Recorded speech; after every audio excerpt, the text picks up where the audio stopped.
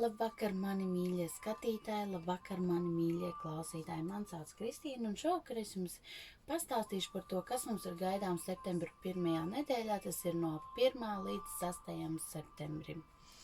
Tātad paskatīsimies, ka mums ir jāpievērš uzmanība šajā 1. septembra nedēļā, kādi notikumi var būt vai situācijas. Un tad jau katrs pats mēs pēc sirds patikas izvēlēsimies to, kas ir mums noderīgs. Ar to mēs arī sāksim tagad. Tātad, kas mums gaidāms septembrī, 1. nedēļā, no 1. līdz 6. septembrim. Tātad, kas mūs sagaida septembra 1. nedēļā no 1. līdz 6. septembrim. Kārtis tātad parādat mums lūdzu. Parādat mums lūdzu. Vau, paskatieties, cik skaisti. Nu super. Mums tātad ir kausu dūzis. Nu, tas ir arī tādas emocijas, bet tās ir Dieva dota dāvana. Mums tiks pasniegtas šajā nedēļā dāvanas, un mums ir jāatver sirds, lai mēs tās pieņemtu. Mums viņas ir jāpieņem, mums viņas ir jāierauga un jāpieņem. Tas būs tāds piepildījums dvēselei, nu, tāda ļoti laba. Ļoti labi sākām šo izlikumu. Ļoti labi kārts. Tātad skatīsimies, kas mums ir nākamā. Muļķis. Tātad, muļķis simbolizē to, ka tas ir kaut kas, kāds jauns sākums. Mēs sāksim kaut ko jaunu, pilnīgi jaunu piedzīvojumu vai jaunu ceļojumu, vai varbūt tas būs jauns darbs, vai kaut kas, kas būs pilnīgi jauns jūsu dzīvē, un tas būs tāds jauns, nevainīgs, tāds tikko uzsākts, varbūt kāds projekts. Nu, arī ļoti laba kārts, es teikšu, šobrīd izstāst, ka šī nedēļa būs tiešām ļoti, ļoti laba. Tas ir jauns sākums, tāds, un galvenais, kad es teiktu, metieties tajā bez bailēm, bezbailīgi. Leciet tajā iekšā un ticiet man, tas būs kaut kas, nu, ļoti labs. Nepavēlt šī kārts ir blakus arī kausu dūzim. Tātad tas būs kaut kas tiešām labs. Bet neiztiksim arī bez kara situācijām un strīdiem.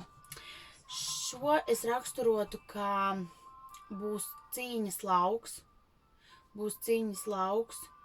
un, protams, kāds paliks uzvarētājos, kāds zaudētājos, bet mēs ļoti cīnīsimies šonedēļ arī.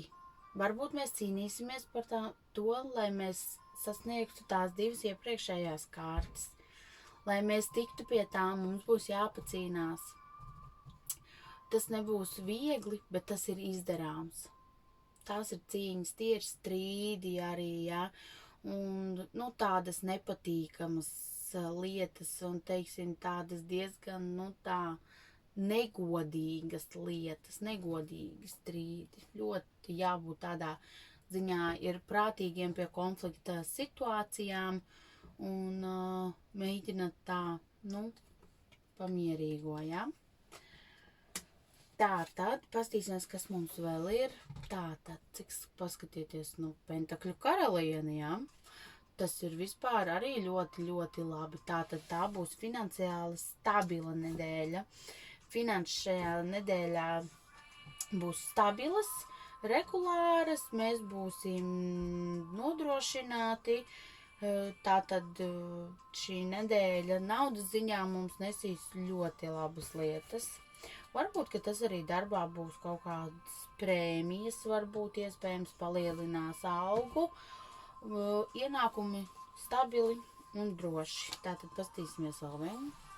Tātad paskatieties arī Zižļu bruņinieks. Nu, ļoti skaisti, ļoti darbīga nedēļa. Mēs viņā soļosim tā ļoti, ļoti darbīgi, kā nekā šonadēļ ir arī 1. septembris, un tāpat arī skolnieki un skolotājs. Mēs viņu iesauļosim tā braši, stalti un darbīgi. Bet tā stabili. Viņš ir pārliecināts un stabils. Viņš zina, ko viņš dara. Tātad tas ir ļoti labi. Un arī Zižļu karalis. Šī nedēļa darba lietās būs ļoti stabila. Tātad ļoti daudz šī nedēļa saistīsies visiem cilvēkiem ar darbiem, kā jau arī mēs zinām, tomēr beidzas arī atvaļinājuma laiks. Un visi atgriežas darbos ar lieliem soļiem. Tātad ļoti daudz un darbīga nedēļa. Ļoti daudz cilvēku noteikti droši vien atgriežas arī darbos no atvaļinājumiem. Un, teiksim, tā sāksim, tā ir pēc vasaras, varbūt tur varbūt mazāk tie darbi, bet šī nedēļa būs tāda, stabila, darbīga. Bet ir arī tātad...